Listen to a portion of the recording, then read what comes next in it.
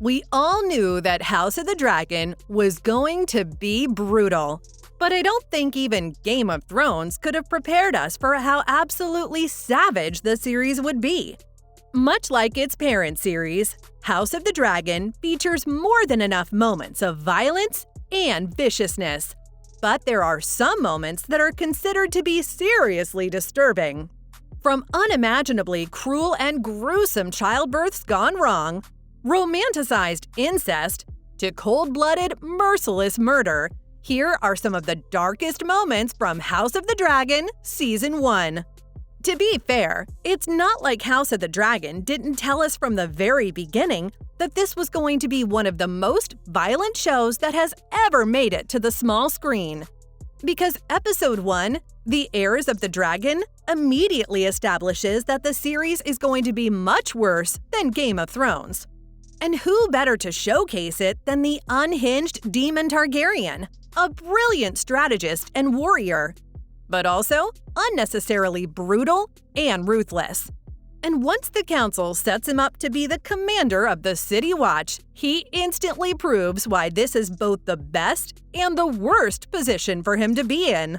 The moment Daemon seizes control of the Gold Cloaks, he starts to abuse his power. The result is a savage purge of the townsfolk for their supposed crimes. There's an abundance of dismembering, maiming, and beheading as the City Watch piles up what's left of the bodies onto a cart. The violence was just too graphic. The heartbreaking screams for mercy are too real. In short, we immediately know that Daemon would be a huge problem. But the same message could have been sent out with a little less gore. The pilot episode didn't leave it at that, though.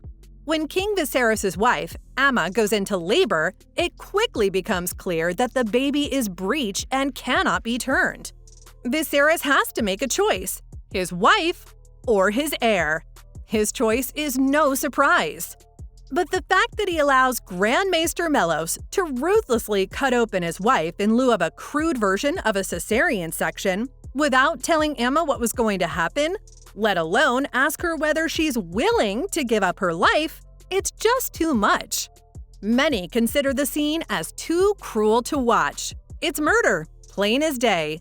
Although it effectively shows the dangers of childbirth in Westeros in general, and what the value of women is in this savage universe, it was needlessly traumatic. Especially when it turns out that it was all for nothing. Because Balon, the son Aemma was murdered for, dies only hours after he takes his first bloody breath. Not that King Viserys is heartbroken for too long. Not about the loss of his wife, at least. Because mere months after Aemma's disturbing death, he caves to the pressure of finding another wife to impregnate. In an attempt to merge House Targaryen with House Velaryon, Viserys is set up on a date with his 12-year-old niece, Laena. Absolutely nothing about their interaction is okay. Laena is a literal child, and looks like it too. When the subject of marriage comes up, she simply parrots some things her father told her to say, which is also thoroughly disgusting. Her father told her these things? But hey, at least she doesn't have to bed him until she's 14, right? Everything about this scene just makes your skin crawl. The only redeeming thing about the situation is the fact that Viserys also seems to think that it's just a tad inappropriate to even entertain the thought of marrying this child. I wish the same could be said about Daemon, though. But he isn't just an absolute sociopath, he is also not at all afraid of incest. Sure, incest is shockingly common. We learned all about it in Game of Thrones. But House of the Dragon steps it up a few levels by including children in the mix. And as hard as the series tries to sell the relationship between Daemon and Rhaenyra as a romance, it's impossible to forget that they're uncle and niece. And it's disgusting to watch Daemon groom her ever since she was a little girl. But of all the places that he takes her, an orgy in a brothel is probably the most disconcerting one. It's a blessing when it turns out that he can't get it up.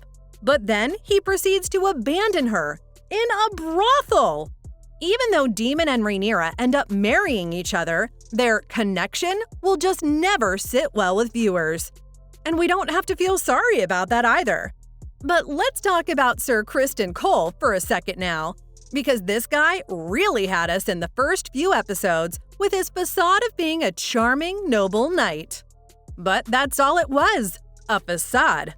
After Cole has been spurred on by Rhaenyra, his attitude turns toxic real quick, and his true colors finally come out. Sir Criston Cole perfectly demonstrates his dangerous temper and violent tendencies at Rhaenyra's wedding to Sir Laenor Velaryon. Even though the deal that he's been offered by Sir Joffrey Lonmouth isn't at all unreasonable, especially for the world they live in, where pretty much all weddings are strategic. Here's the deal.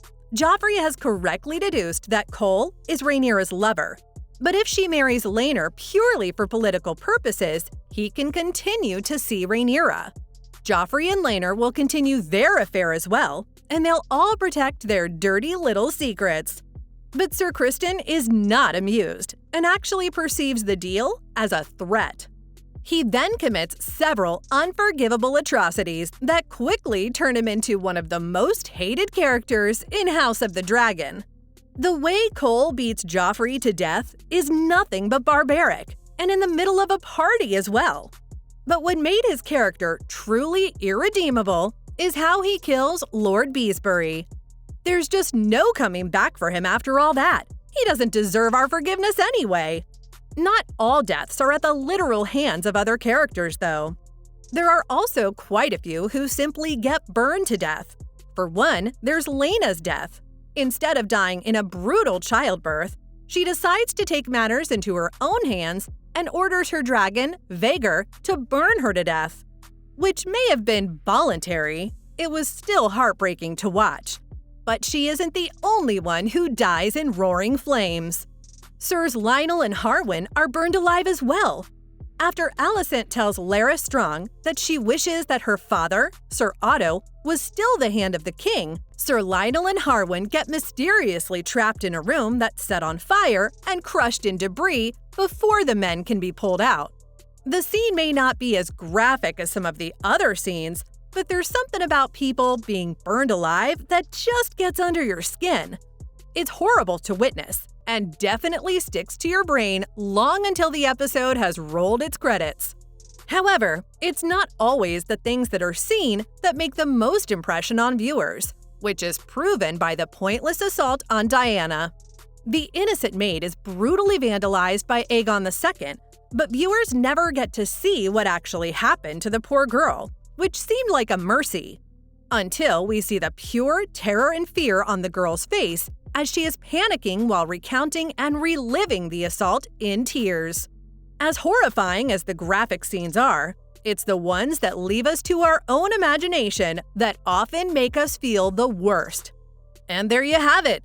From romanticized incest to cold-blooded, merciless murder, these were some of the darkest moments from House of the Dragon Season 1.